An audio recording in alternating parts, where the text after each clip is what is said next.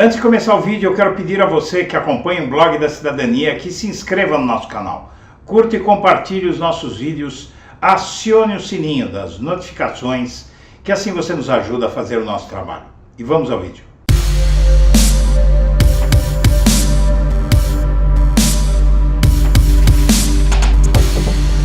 Bom dia, senhoras e senhores. Hoje é 22 de julho de 2023, são 8 horas da manhã.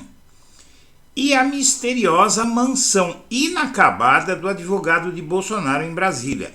Esse caso, minha amiga, meu amigo, sugere que o governo Bolsonaro estava bancando uma enorme reforma em uma mansão pela qual Frederic Vassef, advogado de Bolsonaro, pagou quase 4 milhões de reais. O Bolsonaro deixou o cargo, as obras pararam de ser feitas e eram feitas por uma construtora especializada em imóveis de luxo, essa reforma, e foi interrompida assim que Bolsonaro deixou o cargo. Em uma área das mais exclusivas do Lago Sul, em Brasília, a casa estava passando por uma ampla reforma, mas as obras pararam após a eleição.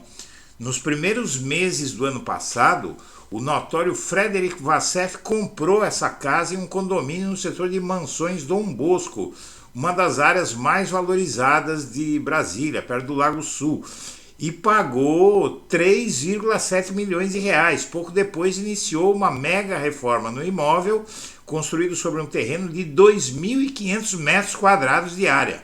Para tanto, contratou uma construtora especializada em projetos de luxo, que pôs no canteiro de obras algumas dezenas de trabalhadores. Vassef, advogado do Bolsonaro, e o ritmo frenético da obra chamava a atenção dos vizinhos, que queriam saber quem ia morar naquela mansão com uma reforma tão grande.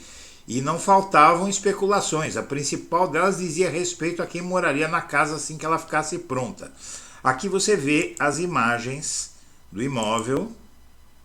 É um imóvel bastante amplo. E era ano eleitoral, e como o cenário traçado pelas pesquisas apontava para a derrota de Bolsonaro, havia quem achasse que a mansão estava sendo construída para o Bolsonaro no período pós-Planalto. A casa comprada por Vassef era antiga, a reforma foi iniciada por ele logo após a aquisição milionária que ele fez e pretendia torná-la mais luxuosa. No final do ano passado, depois que as eleições sacramentaram o fim da era Bolsonaro, a reforma foi interrompida e está estacionada até hoje. Na verdade, o que parece, não há prova disso, mas o que parece, provavelmente essa reportagem vai gerar uma investigação, o que parece era que o Palácio do Planalto, ou seja, o governo Bolsonaro, estava bancando a reforma, ou apenas o Vassef contava com a ajuda de Bolsonaro para fazer essa reforma. Número de CACs supera o de policiais. Levantamento mostra que o país tem 783.385 caçadores, atiradores esportivos e colecionadores, quantidade superior ao efetivo das forças de segurança, que somam 657.385 agentes. Isso é extremamente preocupante. E incitado por golpistas, ataques às torres de energia têm maior número em 6 anos. Ou seja, o que diz essa matéria, minha amiga, meu amigo, é que os bolsonaristas continuam cometendo atos de terrorismo, continuam fazendo atentados, destruindo torres de energia, como forma de protestar contra a derrota de Bolsonaro na eleição de 2022. Isso ainda vai dar M, minha amiga, meu amigo, porque realmente haver gente praticando atentados no país, até onde eles vão parar, eles vão continuar fazendo atentado sem vítimas, e até onde eles podem começar a fazer atentados com vítimas.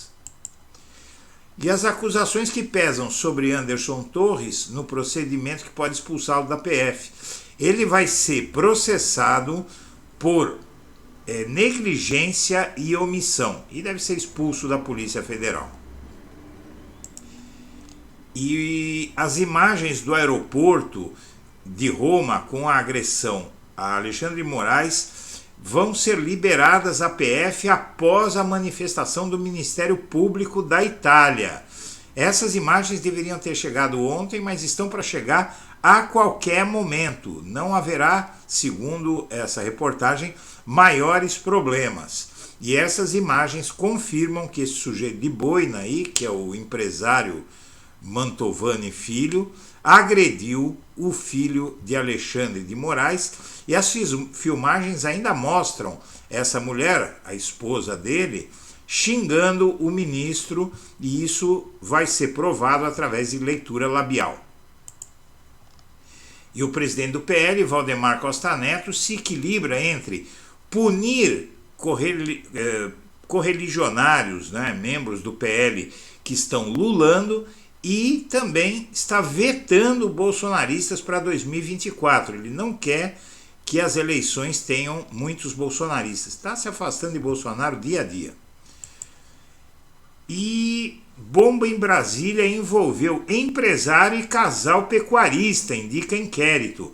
Um empresário e um casal de pecuaristas do Pará são investigados por participarem da tentativa de explodir o aeroporto de Brasília por parte de bolsonaristas.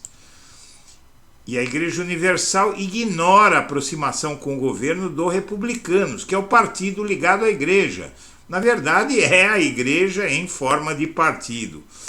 E a Universal continua atacando o Lula furiosamente por uma simples razão, porque esse sujeito aí, o Edir Macedo, ele tentou se aproximar de Lula assim que o Lula venceu a eleição e assumiu o governo. Ele começou a dar declarações simpáticas tal, e o Lula demonstrou que não quer conversa com esse sujeito, por isso ele ataca.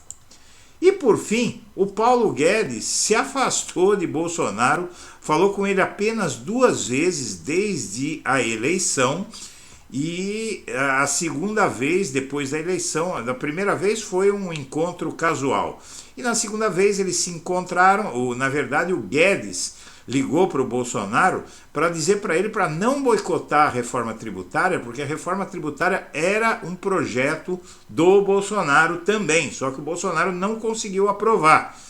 E então o Guedes achou melhor avisar o Bolsonaro que ele estava atuando contra uma reforma que ele tentou fazer e não conseguiu. Senhoras e senhores, nós agradecemos a atenção e estaremos de volta ao meio-dia. Um abraço para todo mundo.